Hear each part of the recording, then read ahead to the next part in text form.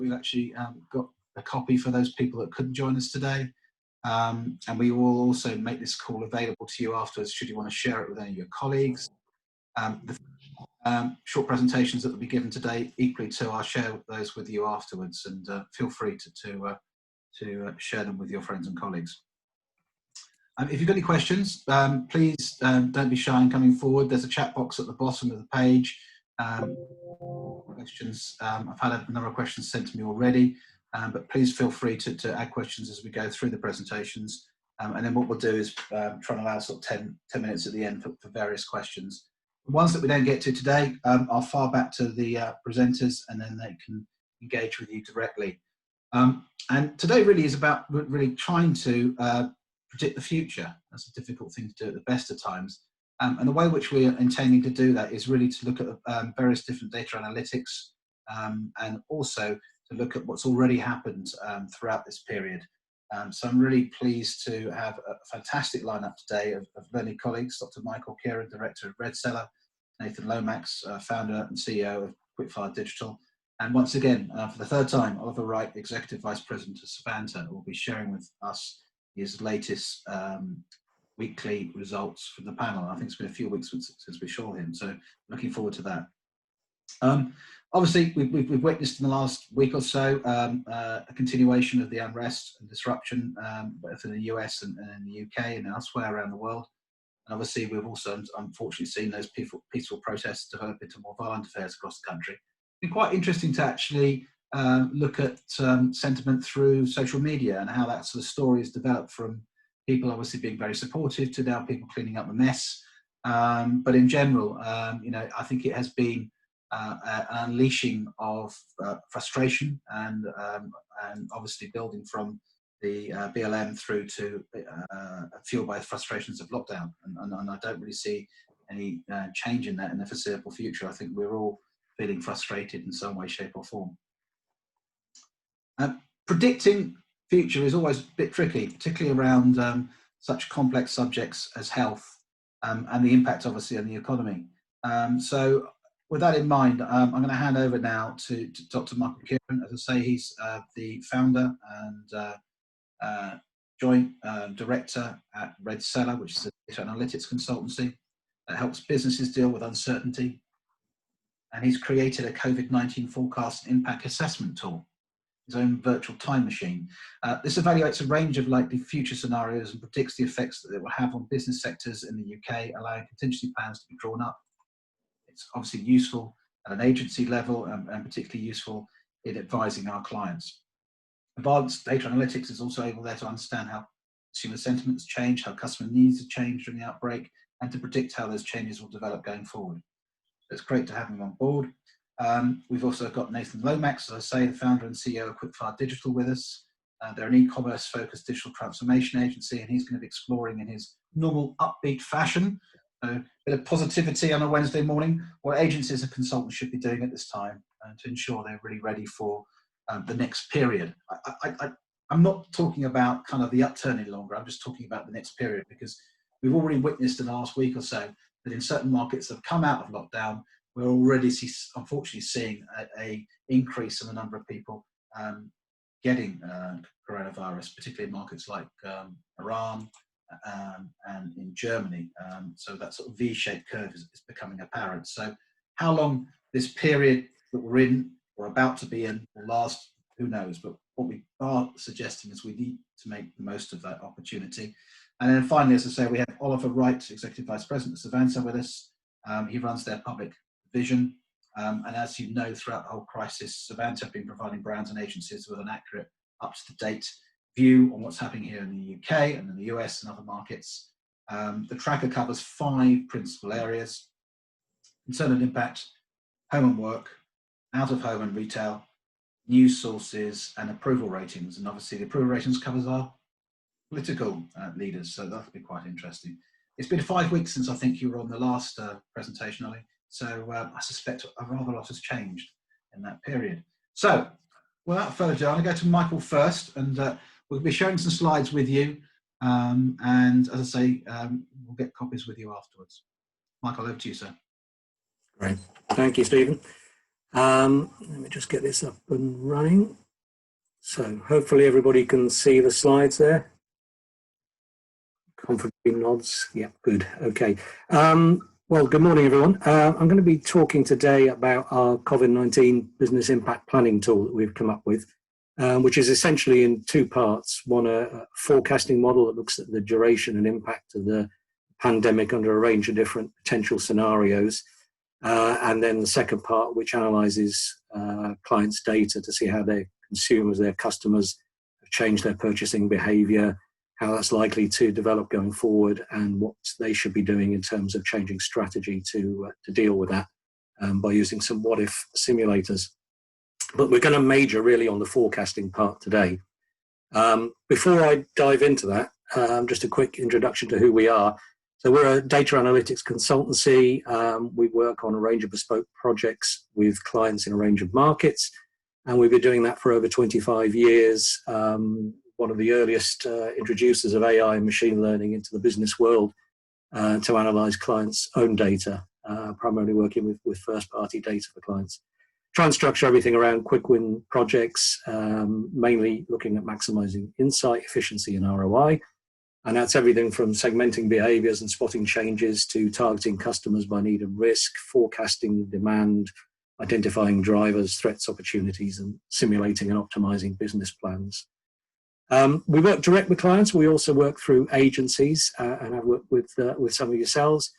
And there's one aspect to our offering which is pertinent to where we came at this forecasting from, and that's our free healthcare analytics initiative. So I'll come back to that in a couple of slides' times.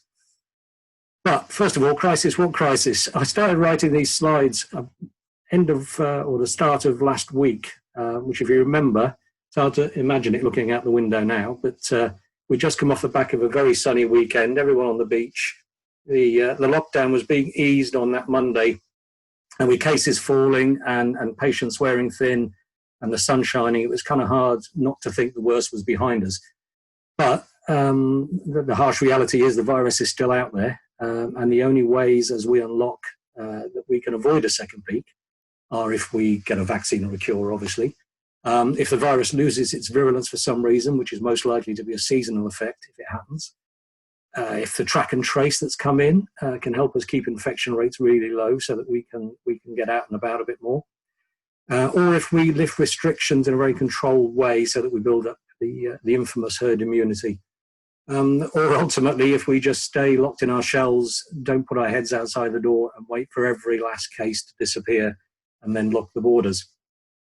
Because there has to be one of those aspects to control things, otherwise the virus will start up again. The reality, though, is none of those options is going to be a quick fix.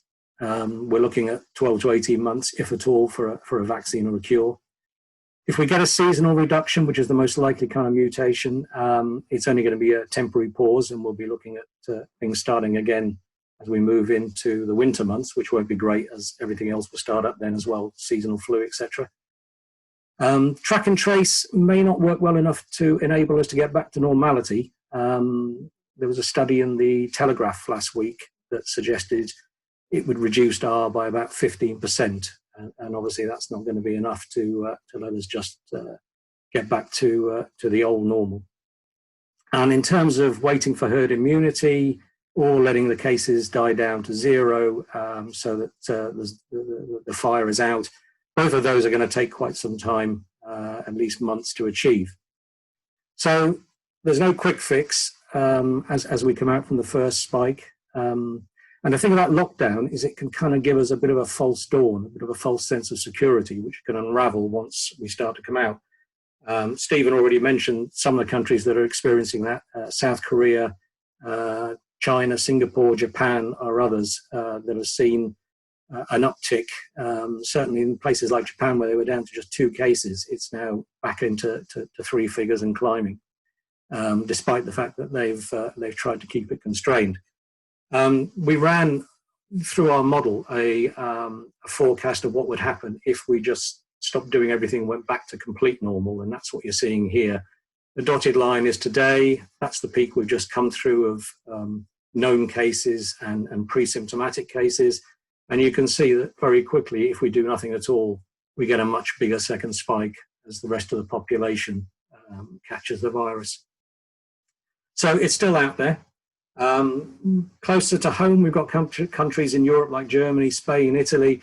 It's less clear as they come out of the lockdown in their countries a couple of weeks ahead of us how that is going. So the jury's still out on what the effects are, but there are the signs of cases creeping back up there as well. So we have to be very cognizant of that second wave. Certainly the WHO is saying it's a time for preparation, not celebration. And it's certainly something we've seen before in terms of the Spanish flu outbreak in 1819. The initial peak was followed 2 or 3 months later by a much higher peak. Obviously, there were no restrictions imposed on the public by the government at that time, but a sort of a natural reticence to mingle and a natural lockdown occurred, which kept the virus at bay for a while, but then it spiked again. So it's something we know happens with these types of diseases. So all of that means businesses basically still need to understand the full range of possible future market conditions and plan for them. This hasn't gone away, much as we'd like it to have. So there's a whole host of different things that could happen yet, and we need to be aware of those and ready to deal with those. Now, as part of our free healthcare analytics service at the start of the pandemic, we built a model for one of the African countries to predict how the pandemic was likely to progress for them as they started out quite a bit behind us. And as part of building that model, we had to fine-tune it to some data, and we used the data from the UK. So as a side effect, we ended up with a model that could predict the pandemic here in the UK. And a couple of people have sort of said to us, would it be possible to get the outputs from that model so that they could use those to help inform their planning going forward from this point? So that's part of the reason behind the impact assessment tool that we've put together. The model we've built is based on a standard epidemiology model. So it's nothing fancy. It's something that's been around for quite some time in its basic structure. And it basically breaks the population into 4 bins: susceptible, who haven't had it yet; exposed, who've had it but don't know they have it; the infected, who are now infectious and suffering symptoms; and then people who no longer have it and have recovered. And it basically measures and simulates the flow of people through that chain of 4 bins according to a whole range of different parameters. And the key thing with these kind of models is that you have to come up with values for those parameters, things like the R number that everybody's heard of, but a whole host of other ones. And you have to fit those in some way to model a particular outbreak, a particular disease we're looking for. That's where our little twisters come in. So we use some of our AI techniques to identify those parameters from the outbreak data in the UK to date. And from a graph you can just see here on the right, it fits pretty well to what's happened so far in terms of the total cumulative number of cases that we've actually seen versus what the model has predicted. We do update the model every day with the latest data because things are constantly changing and shifting. And the results we're getting out agree with a number of different simulators and also results published by the London School of Hygiene and Tropical Medicine. So basically, we're fairly confident the model works well. Now, one of the parameters I mentioned we had to adjust is R. I just want to go off into that for a little second because I think it's got an important aspect to it that maybe people aren't so aware of. That's important for us as businesses to know that it's there. So in simple terms, the R for the disease is just the number of people who will get infected from every person who has the disease. If one person has the disease, they will pass it on average, to R more people. And it's fairly logical to sort of think if the number of people you pass it on to is greater than 1, then the disease is going to grow. If it's less than 1, then the disease is going to die away and disappear. And that's the narrative we hear on the press all the time. And that's not quite the whole story. The R level we can tolerate actually goes up as the percentage of the population gets infected. So it's probably easiest to explain that with an example. So here's a prediction of the outbreak going forward from today. under a particular set of restriction scenarios. Day one, nobody's been infected, and yeah, it's absolutely true. You need an R of less than 1 for the disease to die out at this point. So if one person's infected, so long as they infect on average less than 1 more person, the disease will die away. But that would take time to do anyway. So people will become infected and a certain percentage of the population will get the disease. And if we skip ahead to a fictional day X where 50% have been infected, what we can see here is that we can tolerate an R of up to 2. So each person who's got the disease can infect 2 people on average, and the disease won't grow because 50% of those 2 people, or one of the 2 people, will have already had the disease. So the effective R is 1. Although they're infecting 2 people, one of them can't get it, so only 1 person gets it. So the effective R rate is 1. And that's what the press are talking about, although they don't explain that. It's the effective R rate that has to stay below 1. Now, the reason that's important is obviously R is very closely linked to our level of freedom and the level of restrictions we've got. So as businesses, we're very keen to see how R can relax, because it means that our customers can come out and interact with us and get back to normal life and do things that help our businesses and the economy to thrive. So as the percentage of the population slowly gets infected with the disease and gets immunity, the amount of restrictions we can tolerate, the amount of freedom we can tolerate goes up, and the R we can tolerate goes up, until eventually we reach the point of herd immunity that everyone's probably heard of. Now, we estimated the R at the start of the disease to be 4. A lot of other far more august organisations have estimated it to be 3, and I'm sure that their estimates will be far more accurate. But for our model, R of 4 is what works. So in that case, once we get to 75% of the population have had the disease, an R of 4, which is total freedom, total normality, it goes back to how we all were before we even knew this was here, that will stop the disease from spreading. Because each person who's infected will infect 4 more people, but 3/4 of them will have had the disease and won't get infected. So we have an effective R of 1. So once we get up to that 75% of the population, we've got here herd immunity. And if the R is 3, then it's 66% of the population. So we get there even sooner. So basically, we have got one way out of this, which is we can reduce restrictions slowly, start to get business going back again, start to get normal life coming back again, and inch our way back up to normality without swamping the NHS and causing excess death. So given the results we've got from the model and the ability to play with the model and apply a range of different scenarios, what have we learned from it? What can we see? Well, we've applied a range of different scenarios, everything from taking no action at all, which we looked at a couple of slides ago, to total lockdown, where we go into lockdown and stay there hiding under the bed and never come out again, and everything in between. So things like a controlled relaxation, such as we just talked about, to build up to herd immunity, a more likely repeat restriction or zigzagging around that as we overcompensate, release too much, have to lock down a bit, then release again, lock down again. Track and trace, with that suppressing the R number. Seasonal dormancy, where we get the next 2 or 3 months off and then it all comes back, and a host of others. All those different scenarios, which are very, very different and produce very different looking graphs for how the disease will progress, they all show that we're going to be dealing with the impact of this for some time to come, anything from a few months to a few years. And the most likely scenario and the predicted effects it will generate will change over time as circumstances change. The current expectation under the most likely scenario is that we're looking at least the next 6 to 8 months of having significant levels of disruption still needed.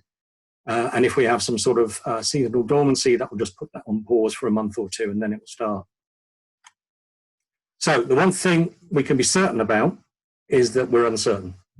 So with all the predictions we've looked at and the simulations we've looked at, as George Box, the famous statistician, would say, all models are wrong, but some models are also useful. We know we don't know everything about this. We know the models won't be perfect, but as long as they're giving us roughly the right ideas and the right information, we can use them to make more informed decisions than if we don't have them. So we know at the moment we've got quite a bit of lockdown easing going on. We'd expect the R to be rising by now, but we haven't seen that coming through in the data yet. There's maybe just the first hint of it in the last few days' figures that we're bottoming out. But at the moment, it's not quite as we would expect. Now, this could mean that the virus is indeed seasonal, or it could mean that basically people are much better at adhering to social distancing on the way out of lockdown than they were on the way into lockdown, which would make sense because we've got more used to the idea.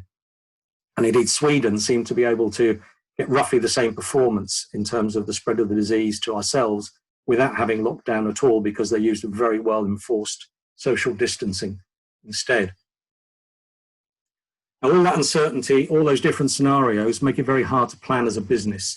So what we came up with was the impact planning tool to incorporate our forecasting model and our data analytics and simulation and optimization models to try and help businesses plot a way through all that uncertainty and understand and plan for the most likely range of future scenarios. There are 4 stages to the model that help guide people through the full impact of the crisis to whatever the new normal is. There's the forecasting tool that we've talked about already, which helps predict the level and duration of the outbreak.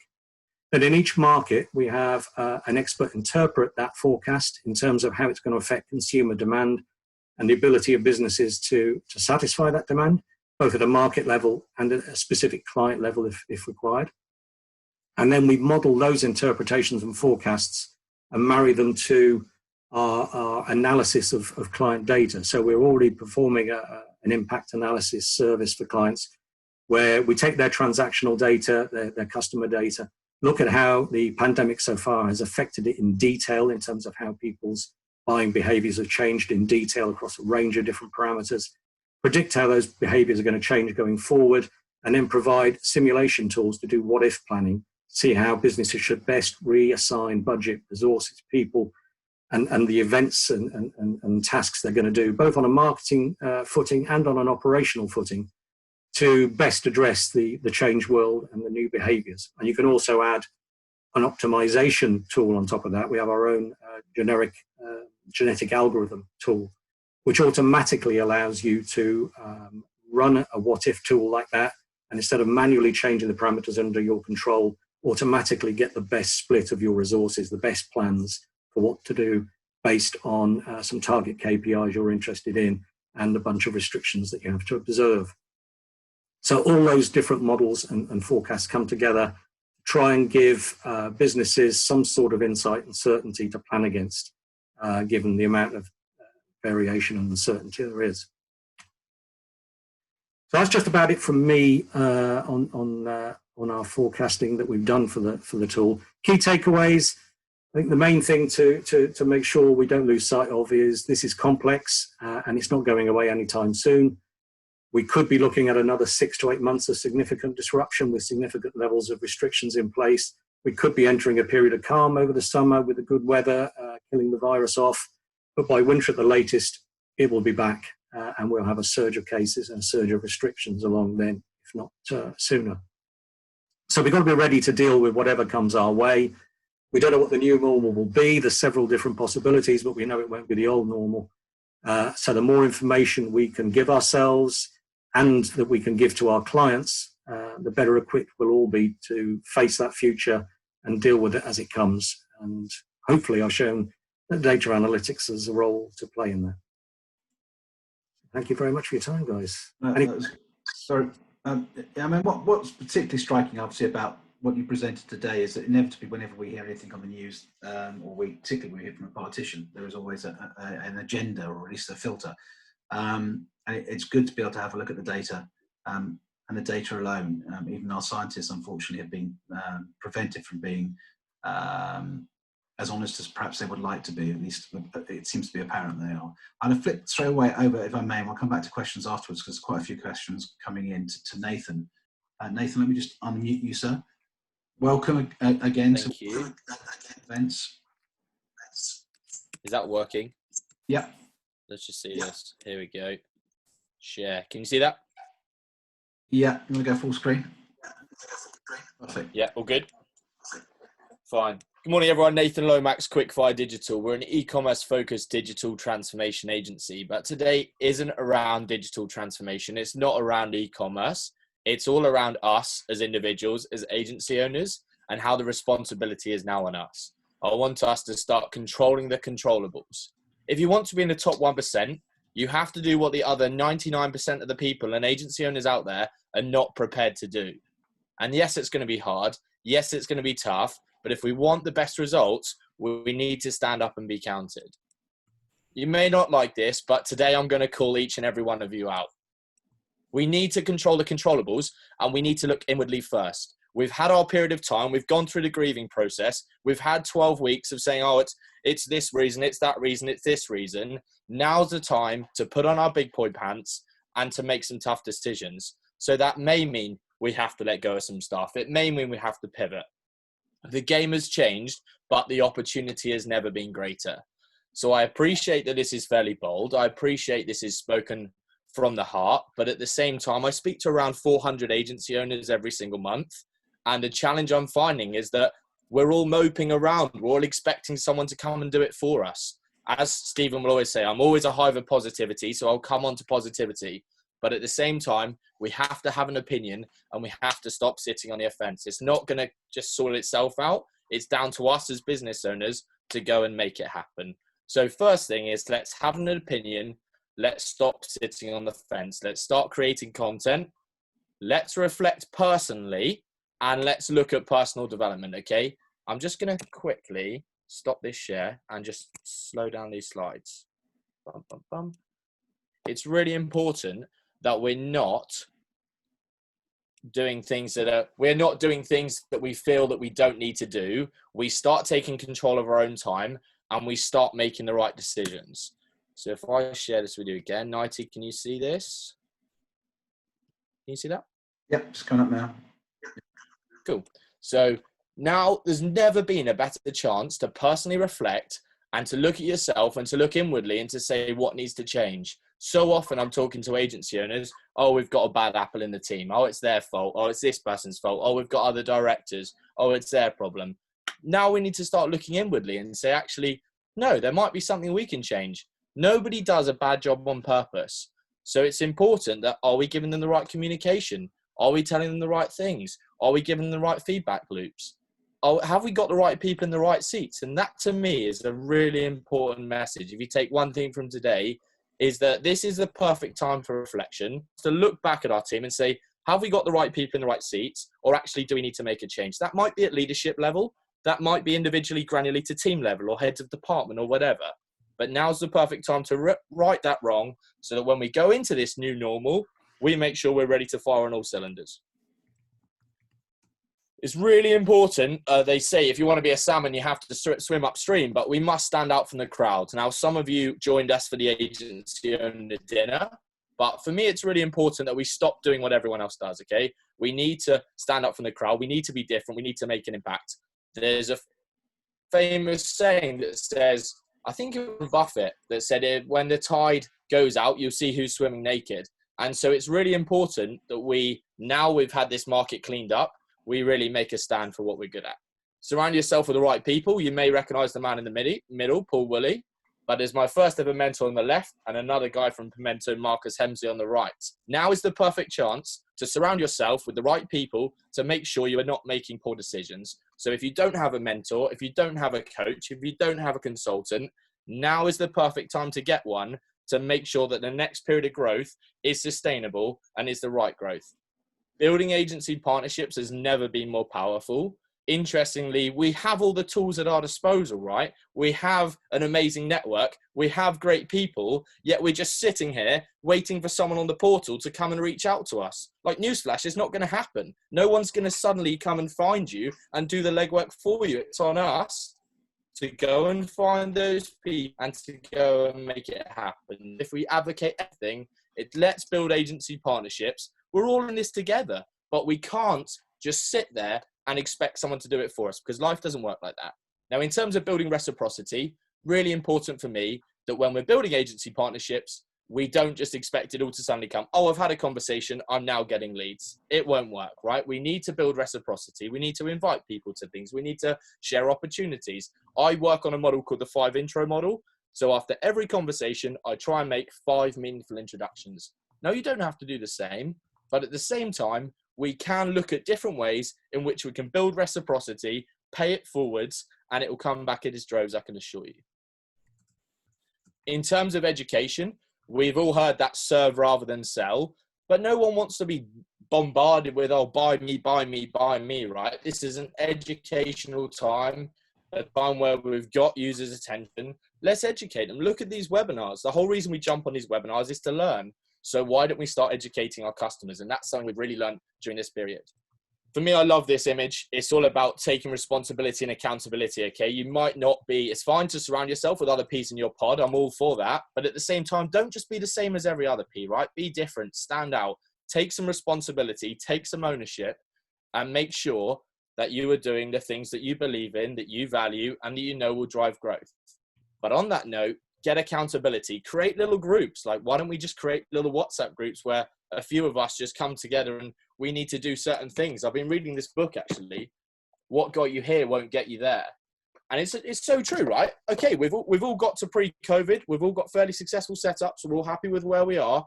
But at the same time, for us to get to where we want to get to, the business needs to go through some change, and that change will come from us as leaders. Okay, so let's stand up and let's make some change ourselves.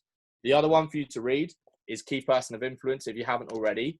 You are seen, and I've always had a bit of a challenge with this, right? Because I say you're always seen as like the leader, and you're always seen as the front person, and you always have to put on the mask, and that's tough. But at the same time, if you're going to be a key person of influence, make sure you know your subject area and become famous, right? Become known, do right things, surround yourself with the right people, and mix in the right circles. This is the hardest one for me, and it's all around letting go of the baby. It's so hard when you own your own business to let go, because it's precious. It's really precious. It's like your own child. But actually, you will not grow and you will hold yourself back if you are not prepared to let go. You can't do everything. You're not good at everything. And it's time now for all of us to just revisit our roles and responsibilities. What is it we're doing in our business? How can we let go and essentially allow other people to take on bits of the role that we don't need to do or that we're not the best at? It's really important we show vulnerability, but also that we show honesty, right? We can't be good at everything, and there's stuff we don't enjoy. So let's stop trying to do it all. Finally, for me, is around proactively hunting collaboration. Like I said to you earlier, this will not happen by itself, but for us to get through this next wave, for us to fight this new normal, we need to make sure that we are doing the legwork and we are putting the hours in. So if you take anything from today, please, please reach out through the network. Let's all connect and let's make the change. Thank you very much. As always, illuminating and upbeat, and sandwiched between a forecast on the future and our recent past, which is what Ollie's now going to be talking about. It was good to hear, Nathan. So thank you very much indeed. Ollie, are you able to share your screen with us? I know you've got some fascinating insights to share with us. Anyone want to take a bet on what's happened to Boris's approval ratings? We'll be taking bets now.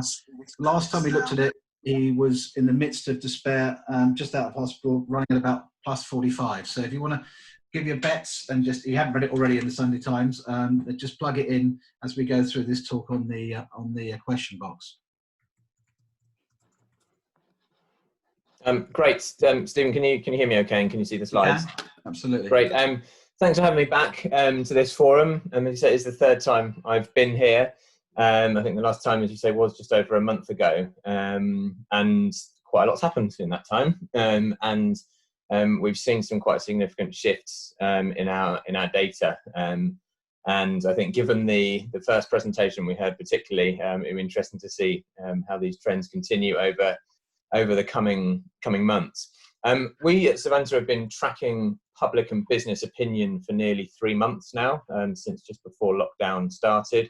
We track public opinion daily, and we track business opinion every 2 weeks. I've got 3 short sections to share with you with some of our data. The first section is on levels of concern amongst the public and businesses, then impacts that we're seeing across both groups, and then maybe the most interesting at the moment, the approval ratings for the government on how they're seen to be dealing with the crisis, both from the public and the business perspective. So I will dive into this. So first of all, how worried are people at the moment? This chart shows levels of worry since just before lockdown. the line represents on a scale of 0 to 10 those selecting 8, 9 or 10 in terms of their level of worry. We were up at around half of people saying that they were generally very worried, but that has dropped now to about 2 in 5 as maybe people have got used to things, as the death numbers have started to consistently decline. There was a bit of an anomaly there a couple of weeks ago, which dropped right down, but you can see worry levels declining generally a little bit over time. However, we've still got about 1 in 8 people saying that they're the most worried they've ever been. And we do see differences by different groups of the population. So women are more likely to be worried, and people over the age of 35.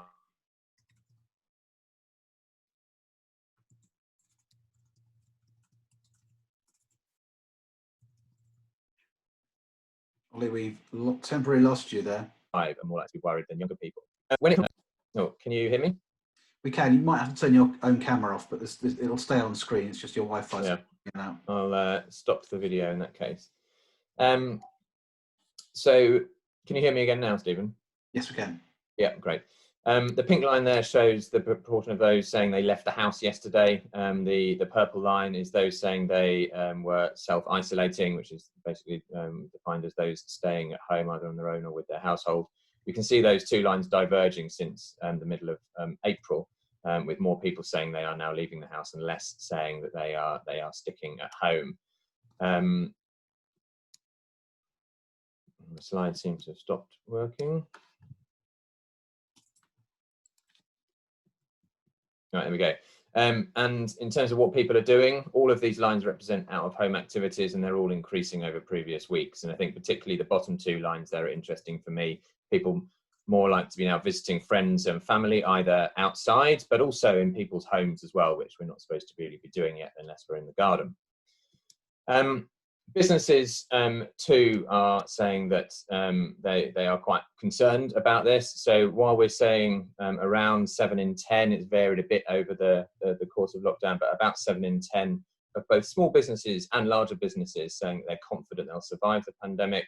That does mean you've got 3 in 10 businesses saying they think they might not survive, which equates to a lot of businesses and a lot of people working for those businesses. Coming on to the impacts that we've seen on public and business so far. So while we're saying that a lot of businesses, 3 in 10, feeling they might not survive the pandemic, we are seeing maybe some figures here which back that up. So 3/4 saying that they are seeing negative impacts from the pandemic. That has dropped slightly since the peak back in early April, but it's fairly consistent, to be honest, since around mid-April. And that is the case for businesses of all sizes. When it comes to what impacts they're seeing, amongst larger businesses, 6 in 10, smaller businesses, 7 in 10, saying that they have seen a decline in demand for what their business is offering. That's a slightly better picture than a few weeks ago, but not hugely. And on average, about half of businesses saying that they've got a decline in money coming in through the door. Some of that's maybe not surprising when we see that 2 in 5 of the public say that their disposable income has been negatively impacted. That's been, if you put an average line through that chart, it's been pretty consistent through the course of the pandemic since lockdown. When it comes to impacts on the workplace and working environments, larger businesses remain the most likely to have applied for the government's job retention scheme, and the deadline for that for new entrants is now up. They're also more likely to have taken a range of measures, including reducing staff hours down. When it comes to what the public say that their working situation is at the moment, this slide is very messy, but I think one of the key findings for me is that around 1 in 5 say that they have been furloughed. And that's 1 in 5 of the population as a whole, not 1 in 5 workers. But it's very much a minority that have their pay topped up by 20% by their employer. And so most people who are furloughed are effectively taking a 20% pay cut during this time. And there are also impacts on people's mental health and to a certain extent physical health as well, but particularly mental health. So 3 in 10 saying that their mental health has got worse during this time, about 1 in 8 saying their physical health has got worse. Interestingly, The trend lines there on the right-hand side, mental health and physical health, the impacts on those have stayed pretty consistent over time. However, very few say that their mental health has got better, whereas actually a similar proportion say their physical health has got better as those who say that it's got worse. So there are a certain proportion of the population who are actually maybe taking more opportunity to get out and do more exercise, given maybe working at home a little bit more. But there do seem to be quite significant impacts on people's mental health. And we see that as well when we ask businesses what their view is on employee well-being during this time. And we do have about half of businesses, it may be declining a little bit, but we've still got about half of businesses saying that their employee well-being has gotten worse during the pandemic. And when it comes to working practices, we see just over half of smaller businesses and the vast majority, 9 in 10 of larger businesses, saying the pandemic will result in a change in business practice in the longer term. And when we ask then a follow-up question about what that looks like, the most common answer is increasing permanently remote working options.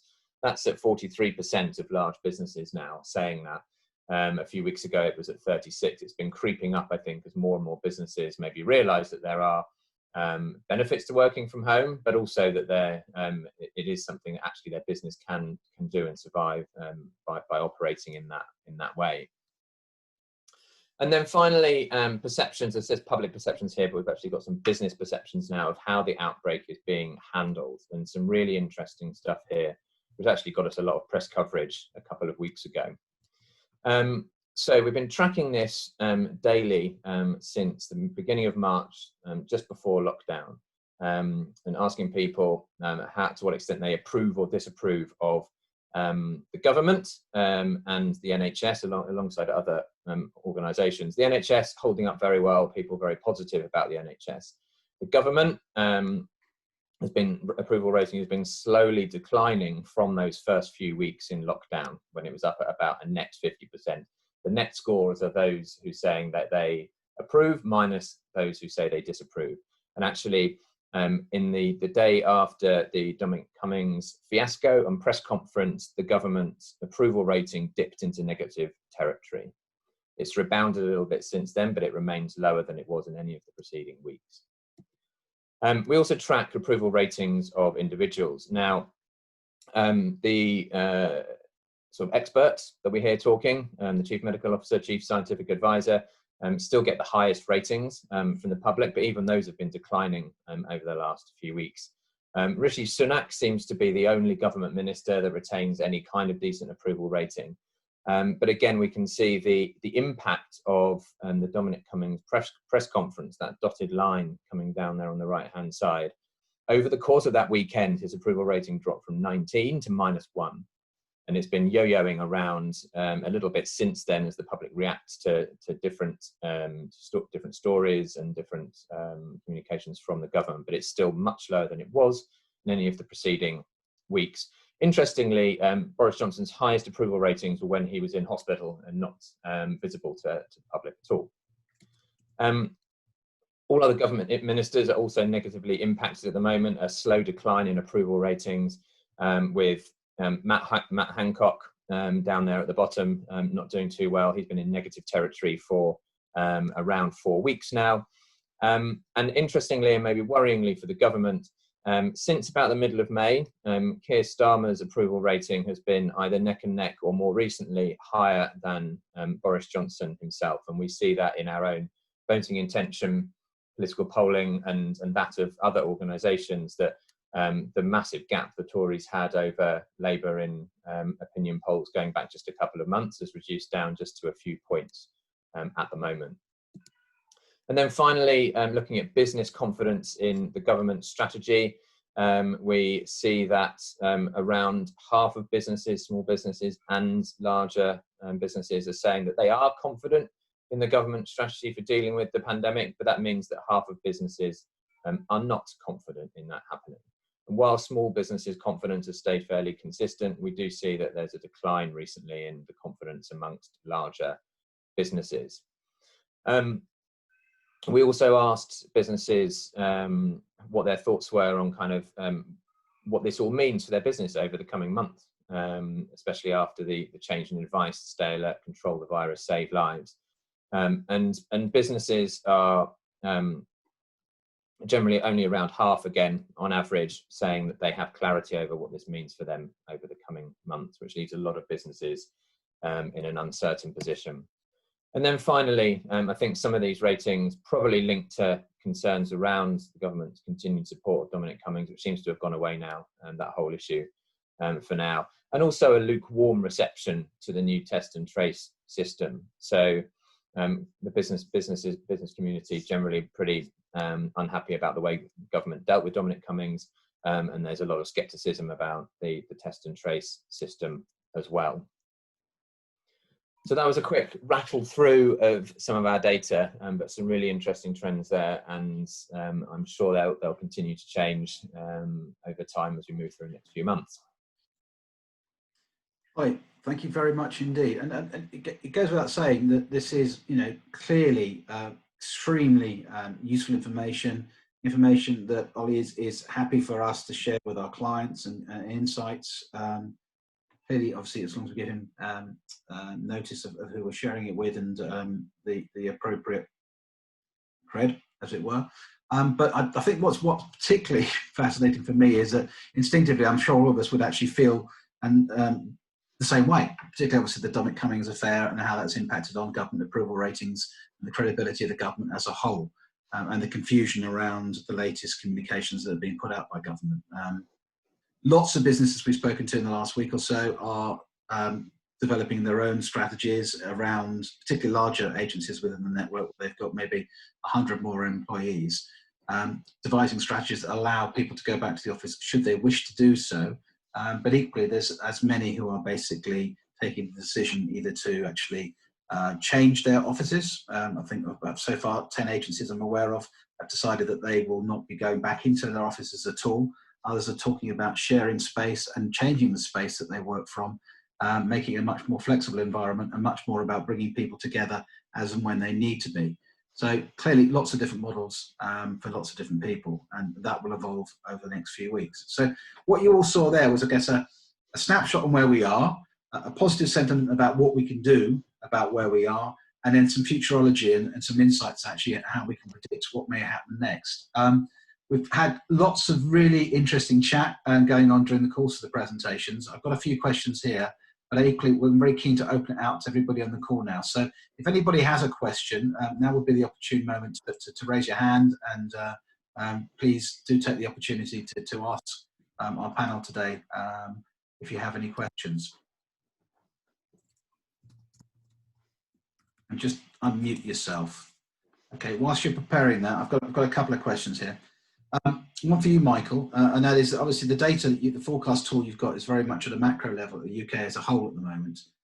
One of the things that government is talking about is if there is an upturn up in the number of cases in a localised basis, they will be looking to implement specific regional lockdowns.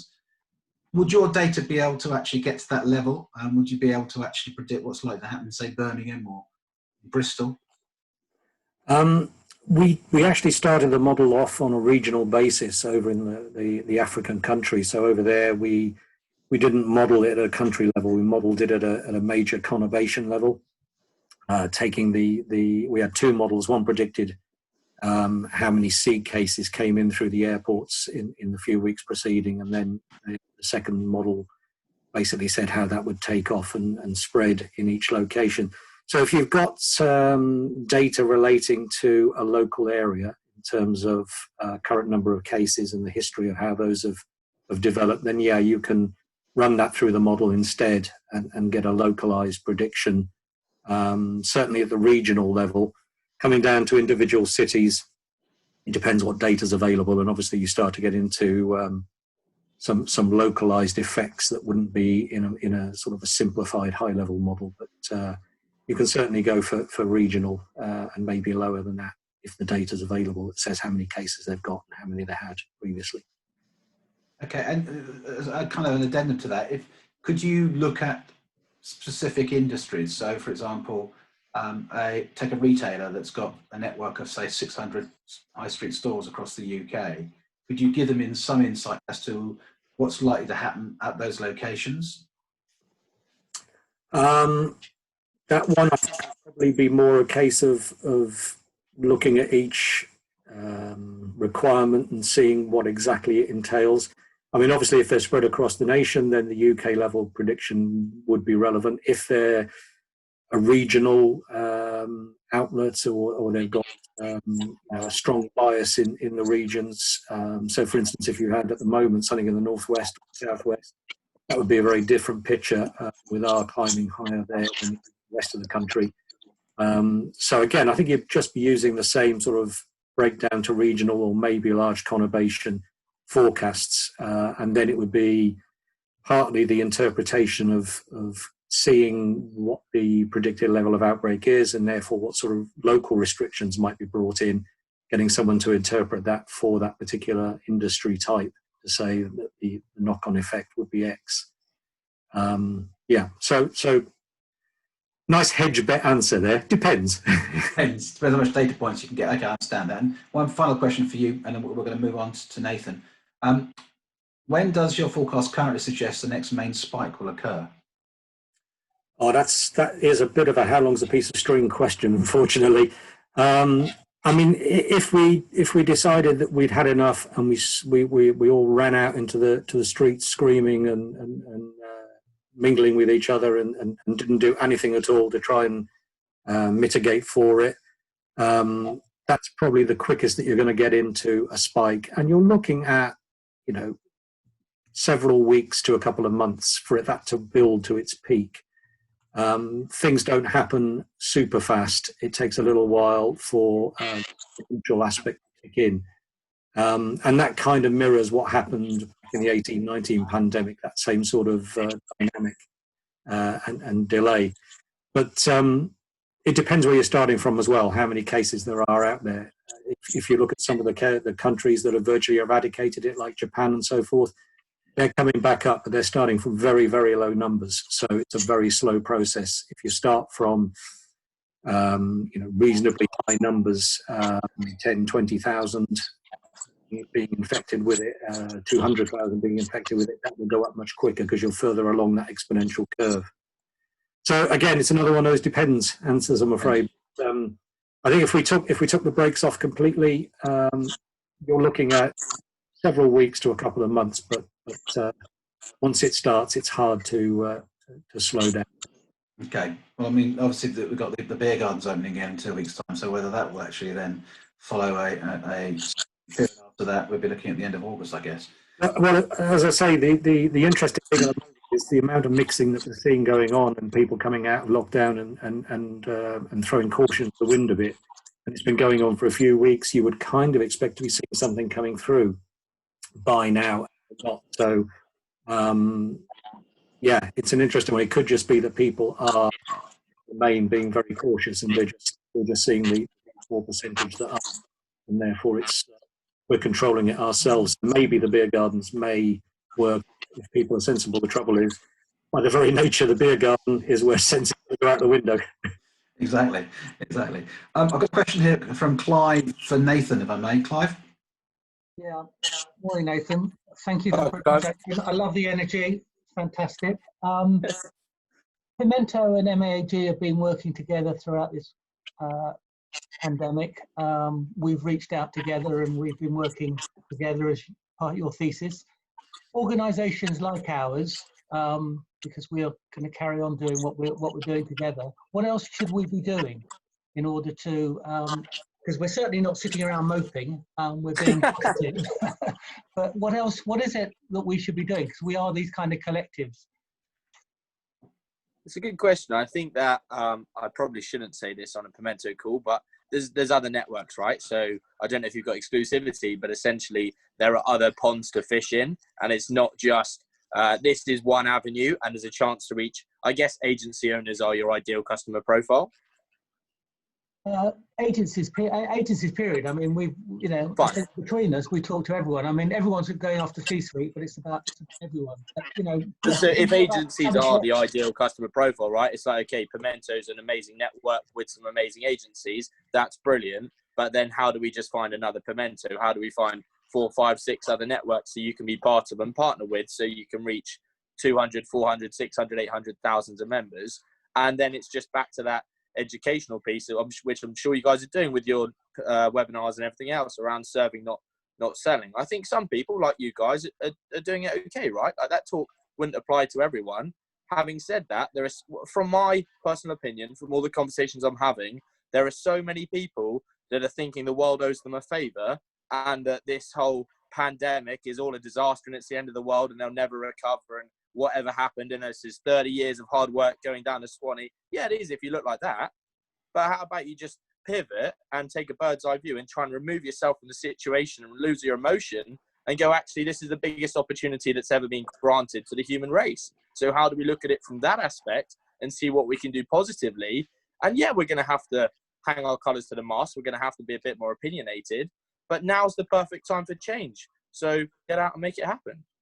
I think that's what we're all advocating. I think we're advocating. I mean, there's Stephen would say there's 17,500 agencies, and I think we're divided into a few groups. But certainly, I think people on this call and the events that everyone's been running these things, I don't think we'd be on it if we were feeling negative in a whole. This is it. But also, there's other agencies that, the big thing for me is about how do we find more agencies that can then introduce you to more agencies and more agencies and more agencies.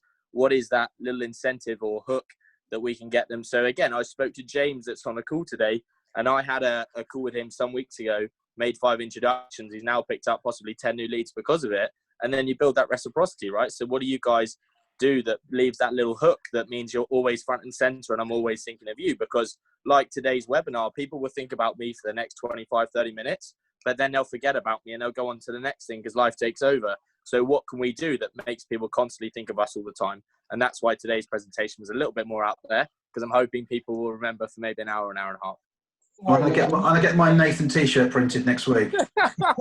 We'll be wearing it on next week's call. Ollie, quick one for you, mate. Cummingsgate doesn't look like it's going anyway anytime soon. And I guess I don't know what the government can do to try and arrive at that. But what's your thinking?